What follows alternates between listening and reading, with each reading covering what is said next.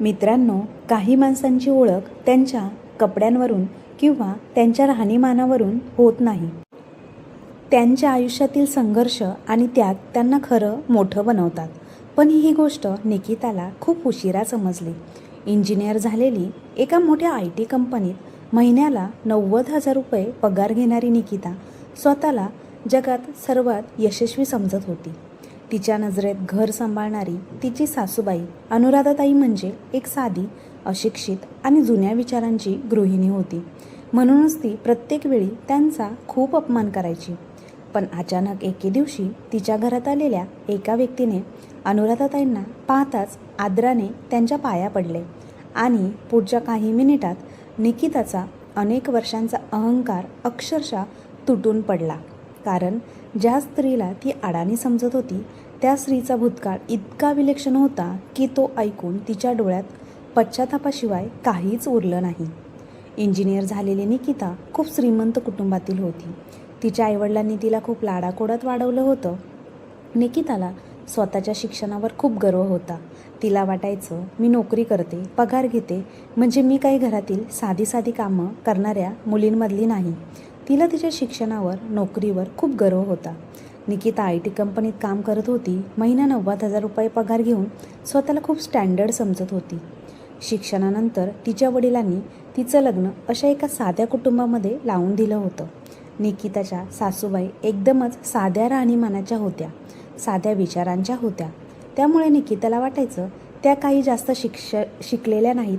त्यामुळे ती सतत नेहमीच त्यांचा अपमान करायची. निकिता सतत आपल्या सासूला अडाणी गावंढळ म्हणून अपमान करतच राहायची. स्वतः नोकरी करायची पण खूप भाव खायची. आपली सासू खूप घाण आहे असंच तिला सतत वाटायचं आणि ती सासूबाईंना घरातील मोलकरीणच समजत होती. पण एके दिवशी जेव्हा रामच्या सांगण्यावरून निकिता आपल्या मामाला आपल्या सासरी घेऊन आली, मामा हॉलमध्ये येऊन सोफ्यावर बसले होते. तेव्हा निकिता आपल्या सासूला आवाज देऊन म्हणते की, आई, माझे मामा आले आहेत, जरा चहा बनवून आणा, सोबत भजीसुद्धा बनवा, फक्त चहा घेऊन येऊ नका. मामा पहिल्यांदाच तिच्या सासरी तिला भेटायला आले होते. परंतु जसं त्यांनी अनुराधाताईंना चहा आणि भजी घेऊन हॉलमध्ये प्रवेश करताना बघून निकिताचे मामा उभे राहिले आणि धावत जाऊन त्यांच्या पाया पडले आणि म्हणाले, अनुराधाजी, तुम्ही? मी तुम्हाला कुठे कुठे शोधलं नाही आणि तुम्ही माझ्या निकिताच्या सासूबाई आहेत हे मला माहितीच नव्हतं.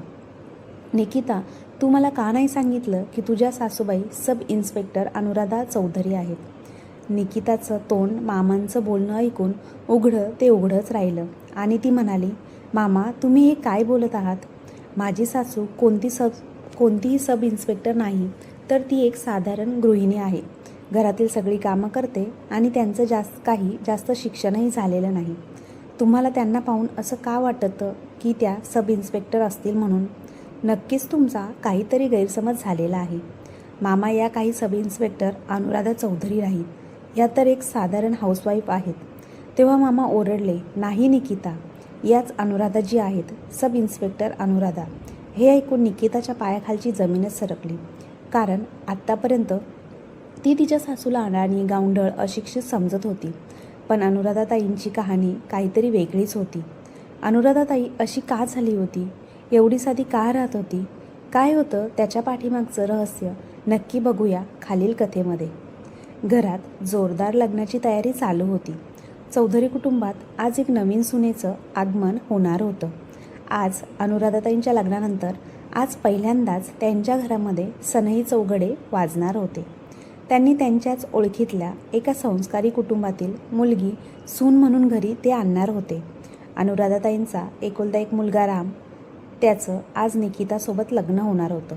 निकिता आपल्या आईवडिलांची एकुलती एक लाडकी मुलगी होती. निकिताला तिच्या आईवडिलांनी एका मुलासारखेच खूप शिकवले होते. शिक्षणानंतर निकिता एका मल्टीनॅशनल कंपनीमध्ये चांगल्या पोझिशनवर काम करत होती. निकिता आजच्या जमान्यातील भरपूर शिकलेली मुलगी होती, परंतु तिला आपल्या शिक्षणावर आणि नोकरीवर प्रमाणापेक्षा जास्त गर्व होता. ती एक सॉफ्टवेअर डेव्हलपर मुलगी होती. तिला 90,000 रुपये पगार होता. त्यामुळे तिला असं वाटायचं की ती नोकरी करते म्हटल्यावर सगळ्यांनी तिच्या मागे पुढे करायला हवं. निकिताचा हा स्वभाव लग्नानंतर तीळ मात्रही बदलला नाही. कित्येक वेळा तर तिला तिच्या आकडू स्वभावामुळे समोरच्याला खूप वाईट वाटायचं, परंतु निकिताला याचा काहीच फरक पडत नव्हता. निकिताचं लग्न जवळच्या शहरात झालं होतं. तिच्या कुटुंबामध्ये सासू सासरे, नवरा आणि एक नणंद होती. तिचं देखील लग्न झालं होतं. सासरे 15 वर्षापूर्वीच हे जग सोडून निघून गेले होते. लग्न झाल्यानंतर निकिता आपल्या सासरी आली. सासरी आल्यानंतर तिचं वागणं जसं होतं तसंच राहिलं. ती तशीच गर्विष्ठ राहिली. ती आपल्या सासूलासुद्धा कधीच भाव देत नव्हती. जेव्हा पाहावं तेव्हा आपल्या सासूला आपल्या नोकरीचा धाक दाखवायची की मी नोकरी करते, मग घरातील कामं मी का करू, तुम्ही करा, मी पैसे कमवते. निकिताला सासरी येऊन 4 दिवस झाले होते. आज तिला स्वयंपाकघरात पहिल्यांदाच गोडाचा पदार्थ बनवायचा होता, परंतु ती स्वयंपाकघरात गेली आणि फक्त औपचारिकता म्हणून किचनला हात लावून उभी राहिली आणि बाकी काम तर सर्व तिच्या सासूने म्हणजे अनुराधाताईंनीच केले.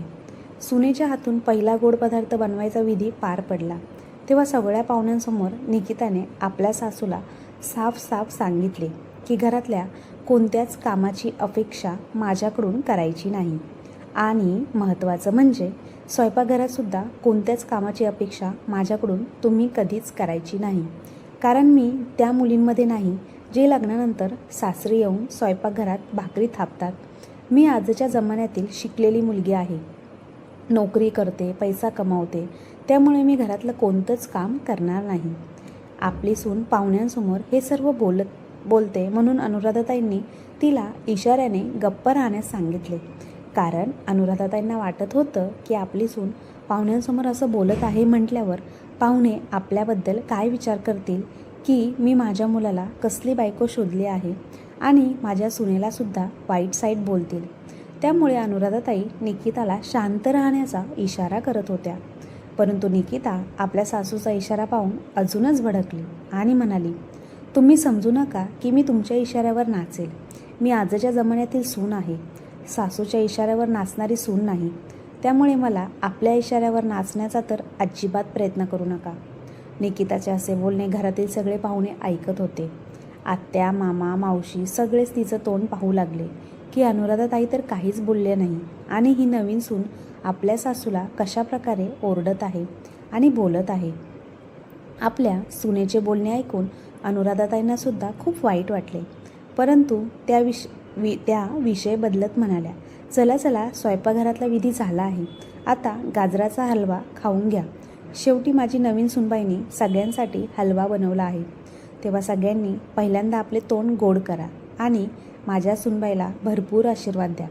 सगळे लोक सुनबाईच्या म्हणजेच निकिताच्या हातचा हलवा खाऊ लागतात. लग्नानंतर तर आता खूप साऱ्या विधी असतात. सगळ्या विधीमध्ये सुनबाईची गरज असते. दुसऱ्या दिवशी अनुराधाताई आपल्या सुनबाईला म्हणतात की बाळा, उद्या सत्यनारायणाची पूजा ठरवलेली आहे. उद्या सगळेच नातेवाईक येणार आहेत. सगळे प्रतिष्ठित आणि मोठ्या वयस्कर लोकांनासुद्धा बोलावले आहे. पूजेनंतर तुला सगळ्यांच्या पाया पडावे लागणार आहे. उद्या पाहुण्यांना रिटर्न गिफ्ट देण्यासाठी छोटेसे दिवे पॅकिंग करून मी ठेवलेले आहेत. उद्या पूजा झाल्यानंतर ते रिटर्न गिफ्ट देऊन तू सगळ्यांच्या पाया पड. निकिता आपल्या कानामध्ये हेडफोन लावून गाणे ऐकत होती. तिने आपल्या सासूचे बोलणे ऐकलेच नव्हते. गाणं ऐकता ऐकता ती आपली मान डोलावत होती. त्यामुळे अनुराधाताईंना वाटले की कदाचित सुनबाईने त्यांचं बोलणं ऐकून मान डोलावून होकार दिला आहे. दुसऱ्या दिवशी सत्यनारायणाची पूजा घरात होती. सर्व पाहुणे मंडळी आले होते. पूर्ण मोठा हॉल पाहुण्यांनी भरला होता. आज शेजारचे लोकसुद्धा आले होते. पूजा झाल्यानंतर निकिताचा नवरा राम वरच्या खोलीमध्ये निघून गेला. सगळे पाहुणे मंडळी निकिताला चांगले गिफ्ट देत होते. थोड्या वेळानंतर अनुराधाताई रिटर्न गिफ्ट घेऊन आपल्या सुनेजवळ आल्या, जे पॅकिंग केलेले होते, आणि म्हणाल्या, बाळा, सगळ्यांना ते एक एक करून रिटर्न गिफ्ट दे आणि त्यांच्या पाया पडून आशीर्वाद घे. पाया पडायचे हे सर्व ऐकून निकिता सगळ्यांसमोर अनुराधाताईंवर ओरडली आणि म्हणाली, तुम्ही मला काय समजता? मी एवढ्या सगळ्यांच्या पाया पडू ते सुद्धा वाकून? माझी तर कंबर तुटून जाईल. मी कोणाच्याच पायाला स्पर्श करणार नाही, कोणाच्याही पाया पडणार नाही. मी जुन्या जमान्यातील साधी सरळ किंवा तुमच्यासारखी अडाणी आणि गावंढळ नाही. मी आजच्या जमान्यातील शिकलेली मुलगी आहे. नोकरी करते, चांगला पगार कमवते. तुम्ही माझ्याकडून अशा अपेक्षा का करता की सगळ्या लोकांच्या मी पाया पडू, ते सुद्धा खाली वाकून? माझ्याकडून हे सगळं होणार नाही. आज पुन्हा एकदा निकिताने पाहुण्यांसमोर अनुराधाताईंचा अपमान केला होता. हॉलमध्ये बसलेले सगळे पाहुणे मंडळी आपापसात बोलू लागले की अनुराधाताई असली कसली सुनबाई घेऊन आले आहेत. ती तर सासूचं काहीच ऐकत नाही. आत्ताच ही परिस्थिती आहे तर नंतर काय माहीत काय होईल. ही तर निकिता लग्नाच्या विधींना मानत नाही. जेव्हा बघावं तेव्हा अनुराधाताईंना नको नको ते बोलत असते. 4 लोकांमध्ये अपमान करते आणि सारखं सारखं आपल्या नोकरीचा धाक दाखवत असते. आता तर देवच भलं करो अनुराधाताईंचं. असो, सुनबाई अशी सुनबाई घरात घेऊन आले आहेत. आपल्या सुनबाईचे आणि हॉलमध्ये बसलेले पाहुणे मंडळींचे बोलणे अनुराधाताई यांच्या कानात एखाद्या धारदार बाणांसारखे टोचत होते. अनुराधाताईंना असे वाटत होते की कोणीतरी त्यांच्या कानामध्ये एकदम गरम तेल टाकत आहे. तरी एवढं सगळं होऊन अनुराधाताई हिम्मत करून आपल्या सुनेला म्हणतात, बाळा, मी कालच याबद्दल तुझ्यासोबत बोलले होते. तेव्हा तर तू हो बोलली होतीस. जर तुला हा विधी पार पाडायचा नव्हता तर कालच सांगायचं होतं. कमीत कमी सगळ्यांसमोर अशा प्रकारे मला मान खाली घालावी लागली नसती. तेव्हा निकिता ओरडून म्हणते की आपलं फक्त सत्यनारायणच्या पूजेचं ठरलं होतं. तुम्ही मला हे रिटर्न गिफ्ट आणि सगळ्यांच्या पाया पडायला कधी सांगितलं होतं? मला तर आठवतसुद्धा नाही. मी तर काल माझ्या खोलीमध्ये कानात हेडफोन लावून गाणं ऐकत होती. तेव्हा अनुराधाताई समजून जाते की सुनबाईने त्यांचं बोलणं ऐकलंच नव्हतं. तेव्हाच वरच्या खोलीत असणारा अनुराधाताईंचा मुलगा राम आपली आई आणि बायको दोघींचं बोलणं ऐकत होता. तेव्हा राम आपल्या पत्नीला निकिताला खाली फोन करतो आणि समजावून सांगतो की लग्नाच्या काही विधी असतात, तू सुद्धा या विधी पूर्ण कर. यानंतर तुला काहीच करावे लागणार नाही. तेव्हा रामने समजून सांगितल्यानंतर निकिता रिटर्न गिफ्ट पाहुण्यांना द्यायला लागली आणि त्यांच्या पाया पडू लागली. परंतु तिच्या चेहऱ्यावर राग स्पष्टपणे दिसत होता.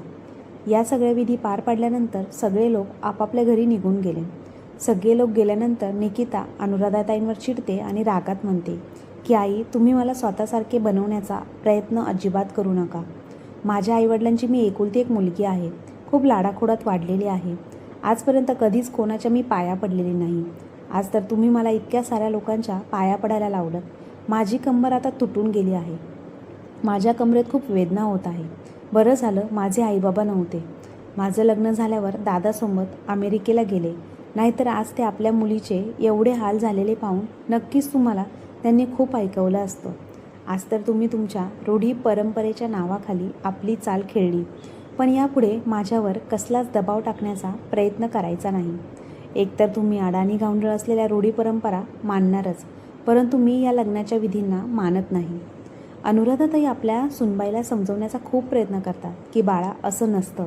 लिहिणं वाचणं शिक्षण आपल्या जागी असते आणि रूढी परंपरा विधींना मानणं आपल्या जागी असतं. जर आपली इच्छा असेल तर या सगळ्या गोष्टींना सोबत घेऊन आपण पुढे जाऊ शकतो. परंतु असे नाही की आपण एक गोष्ट मागे सोडून पुढे जाऊ शकतो. या पहिल्यापासून रूढी परंपरा चालत आलेल्या आहेत, त्या कराव्याच लागतात. बाळा, हे एक जीवन आहे. जीवनामध्ये हे सगळं चालतच राहतं. मी पण माझ्या जीवनात सगळं काही केलं आहे. अनुराधाताईंचं बोलणं ऐकून निकिता रागातच ओरडली. आता तुम्ही मला समजवणार का? मला काय करायला हवं आणि काय नाही? शी बाई, माझे पण काय दिवस आले आहेत.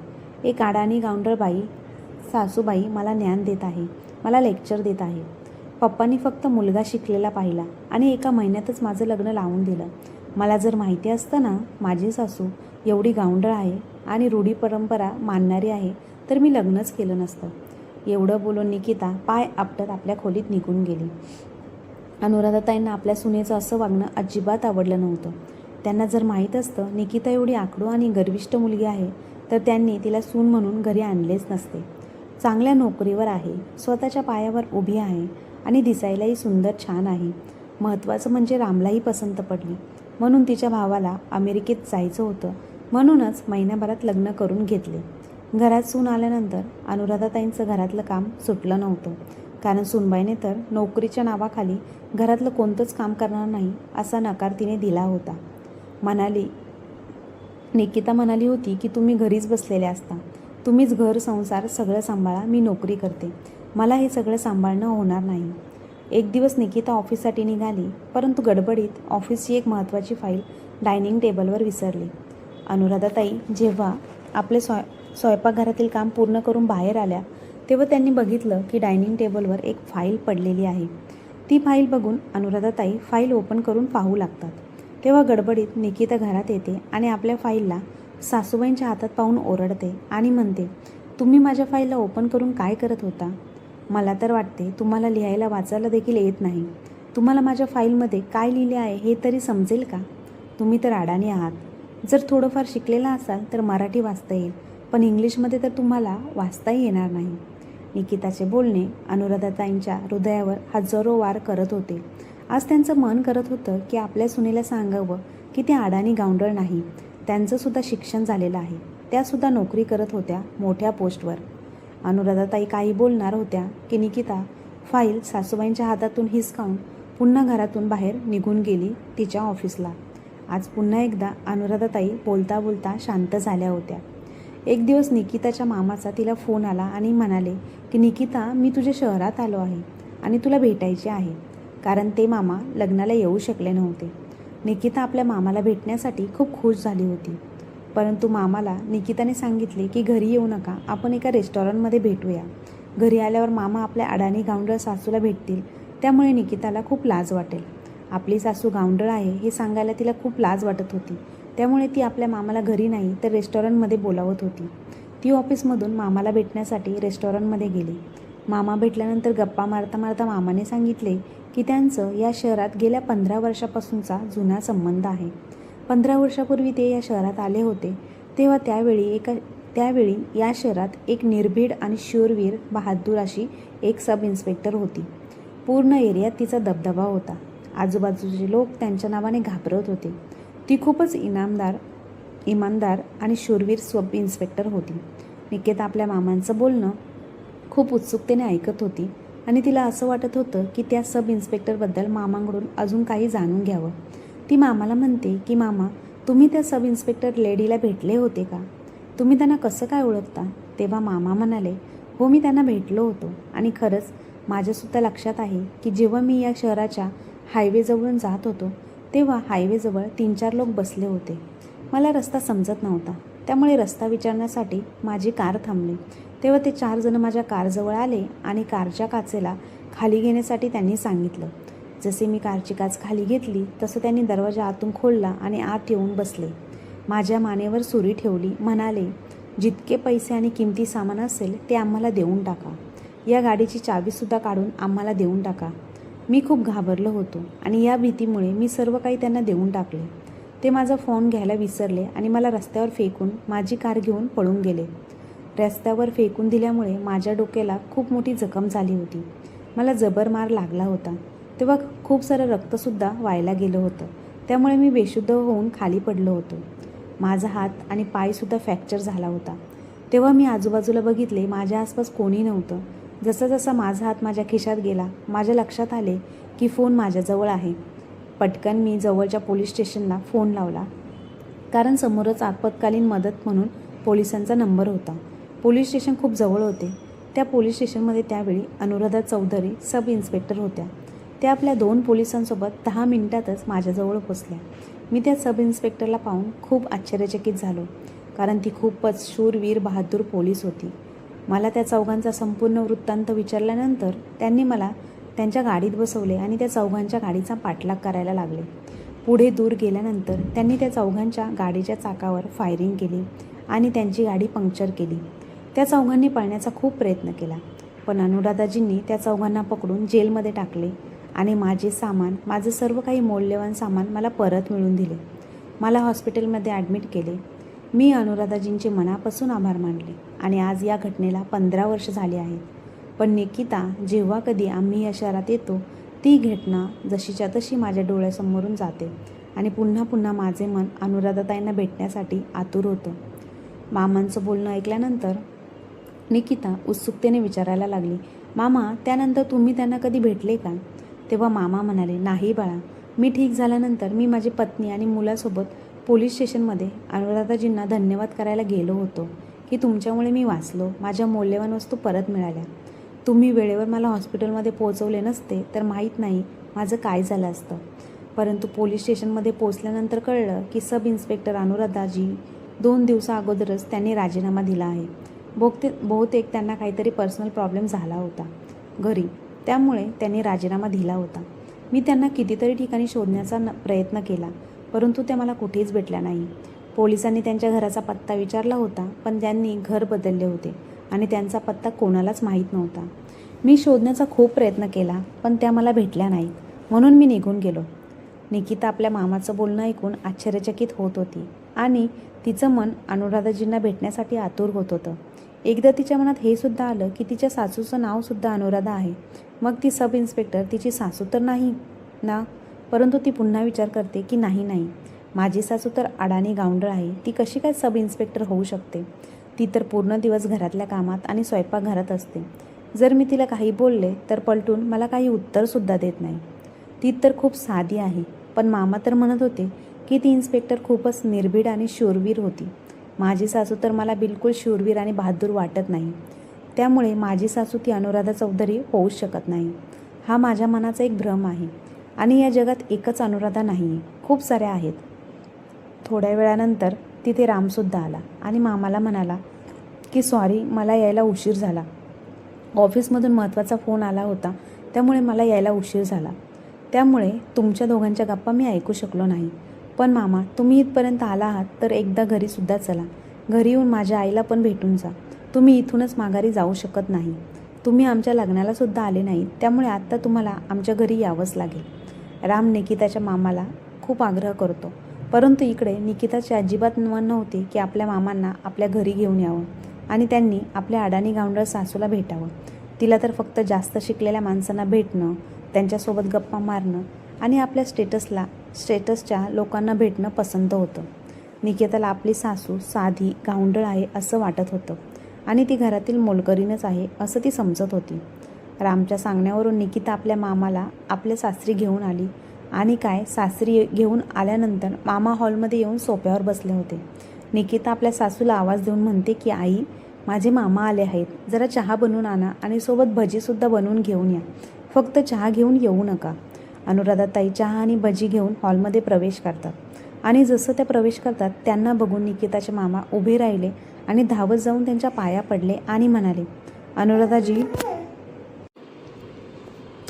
मी तुम्हाला कुठे कुठे शोधलं नाही आणि तुम्ही माझ्या निकिताच्या सासूबाई आहेत. मला माहीतच नव्हतं. निकिता, तू मला का नाही सांगितलं?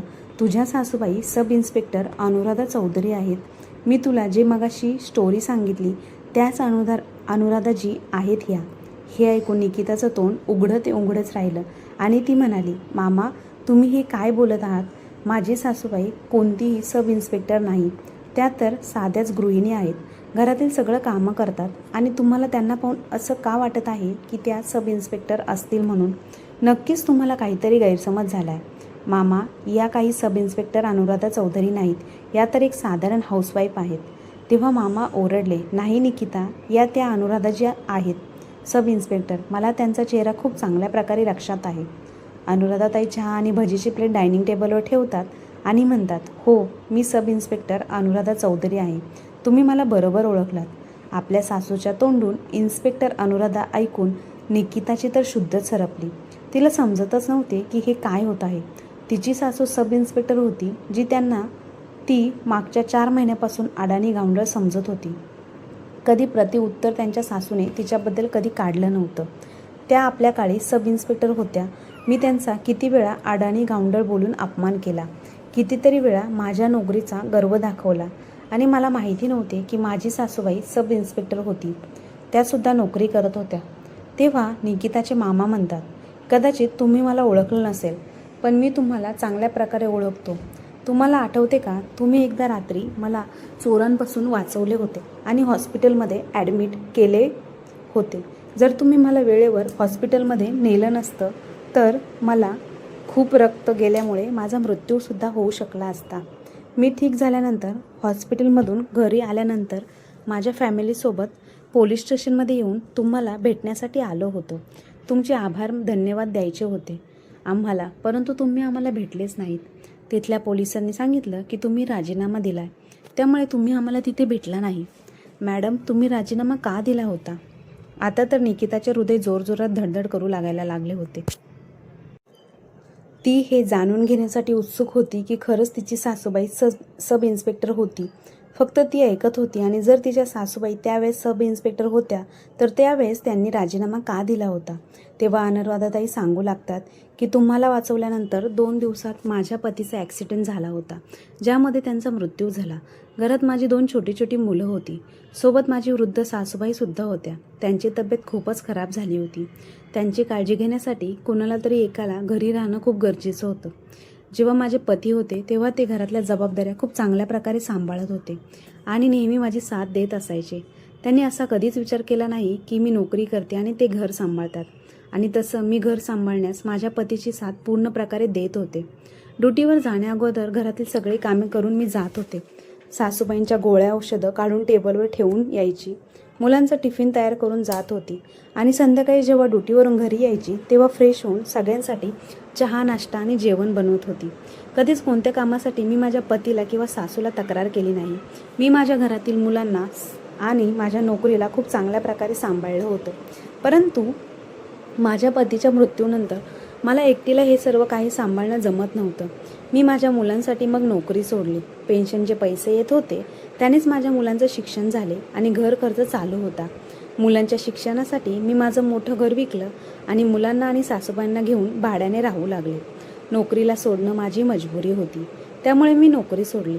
आता नशिबाने मुलं चांगल्या नोकरीला लागली आहेत आणि घरसुद्धा स्वतःचं आहे, त्यामुळे मी आता निश्चिंत झाले आहे. अनुराधाताईंचं बोलणं ऐकून निकिता त्यांच्याजवळ गेली आणि म्हणू लागली, आई, तुम्ही मला कधीच का नाही सांगितलं की तुम्ही त्या काळामध्ये इन्स्पेक्टर होतात म्हणून? उलट मी तर तुम्हाला किती वेळा अडाणी गावंढळ बोलून तुमचा अपमान केला. तेव्हा अनुराधाताई म्हणाल्या, निकिता, मी तुला कितीतरी वेळा सांगण्याचा प्रयत्न केला होता, पण कदाचित तुलाही ऐकायचं नव्हतं माझं बोलणं. अर्धवट ऐकून मला अडाणी गावंढळ बोलून निघून जात होतीस. कधीच माझं पूर्ण बोलणं तू ऐकून घेतलंच नाहीस. माझ्याशी कधी मनमोकळेपणाने गप्पा मारल्या नाही. मग मी तुला कशी सांगणार होते? निकिताला आठवले की राम तिला आईबद्दल काही सांगायला लागला तर निकिता त्याला गप्प करायची. त्यामुळे रामने सुद्धा तिला आईबद्दल कधीही काही सांगितलं नव्हतं. आज निकिताला आपल्या चुकीवर खूप पश्चाताप होत होता की ज्या सासूला ती अडाणी गावंढळ समजत होती ती तर इतकी निर्भीड आणि शूरवीर बहादूर सब इन्स्पेक्टर होऊन गेली होती. आणि इन्स्पेक्टर राहण्यासोबत त्यांनी आपल्या 2 मुलांना आणि आपल्या घराला, आपल्या वृद्ध सासूला चांगल्या प्रकारे सांभाळलं होतं. हे तर कौतुक करण्यासमानच होतं. आणि मी माझ्या एका साध्या नोकरीवर किती गर्व करत होते. तरी मला अजून कोणतेही मूल नाही, घरातील कोणती जबाबदारी नाही. कितीतरी वेळा मी सासूबाईंचा अपमान केला आहे. निकिता आपल्या सासूबाईंची मनापासून माफी मागते. खरंच आई, मला माफ करा. मी तुम्हाला समजण्यात खूप मोठी चूक केली आहे. मला वाटत होते की मी जगात एकटीच खूप चांगल्या प्रकारे नोकरी करत आहे आणि मी माझ्या नोकरीसमोर कोणालाच कधीच काहीच समजलं नाही. पण तुम्ही तर माझ्यापेक्षा कितीतरी पटीने पुढे आहात. तुम्ही तुमची नोकरी करून आपल्या मुलांना आणि परिवाराला कसं काय मॅनेज केलं? मी तर याबद्दल विचारसुद्धा करू शकत नाही. तुम्ही खरंच खूप महान आहात. तेव्हा मामा म्हणतात की हो बाळा, अनुराधाजींनी सगळ्या गोष्टी सांभाळून सगळं चांगल्या प्रकारे मॅनेज केलं होतं. नोकरी सोडल्यानंतर सुद्धा त्यांनी आपल्या मुलांवर कसे चांगले संस्कार केले आहेत हे तर आपल्या सगळ्यांना चांगल्या प्रकारे माहिती आहे. आज तर निकिताच्या डोळ्यात पश्चातापाचे अश्रू होते. तिने आता विचार केला की आज नंतर ती कधीच आपल्या नोकरीचा गर्व करणार नाही आणि आपल्या सासूबाईंना घरातल्या कामांना सुद्धा मदत करेल. कारण नोकरी करणं म्हणजे हा अर्थ होत नाही की तुम्ही घरातल्या कामाची जबाबदारी वाऱ्यावर सोडून द्याल. निकिताच्या डोळ्यात अश्रू पाहून अनुराधाताई तिचे अश्रू पुसत म्हणाल्या, निकिता, तुला खरंच आपल्या वागण्यावर जर पश्चाताप होत असेल तर एक गोष्ट नेहमी लक्षात ठेव की कधीच कोणाला आपल्यापेक्षा कमी समजायचं नाही. मग ती नोकरी करत असेल किंवा नसेल, परंतु तो कधीच कोणापेक्षा कमी नसतो. प्रत्येकजण आपले आयुष्य जगत असताना प्रत्येकाच्या आयुष्यात संघर्ष असतात. नोकरी करत नसेल याचा अर्थ हा नाही अरे की त्याला काहीच येत नाही. जो नोकरी करतो त्याला सगळं काही येतं का? अनुराधाताईंचे बोलणे ऐकून निकिता पुन्हा एकदा आपल्या सासूबाईंची मनापासून माफी मागते आणि सासूबाईंना वचन देते की यापुढे ती कोणालाच आपल्यापेक्षा कधीही कमी समजणार नाही. तर मित्रांनो आणि मैत्रिणींनो, प्रत्येकजण प्रत्येकाच्या जीवनामध्ये योग्य ठिकाणी असतो, परंतु कोणालाही कमी समजण्याची चूक कधीच करू नका, जशी निकिताने अनुराधाताईंना कमी समजण्याची चूक केली होती. तर मित्रांनो, तुम्हाला आजच्या या कथेमधून काय बोध मिळाला कमेंट बॉक्समध्ये नक्की कळवा. आणि आजची ही कथा आवडली असल्यास आपल्या चॅनलला लाईक शेअर सबस्क्राईब नक्की करा. धन्यवाद.